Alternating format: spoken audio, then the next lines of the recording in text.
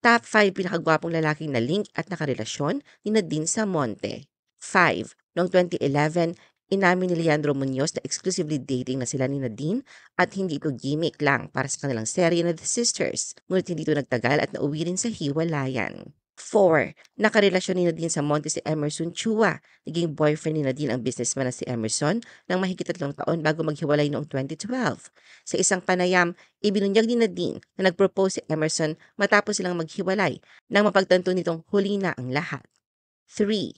Noong 2004, inamin ni Kogi Domingo na may paghanga siya kay Nadine Samonte. Ngunit umatras siya nang malamang nililigawan ito ni Oyo Boy Soto upang hindi masira ang kanilang pagkakaibigan.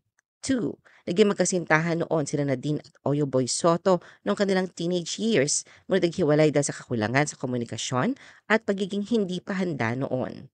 1. Si Nadine ay kasal sa businessman si Richard Chua at mayroon silang 2 mga anak, sina Heather Sloan at Austin Titus.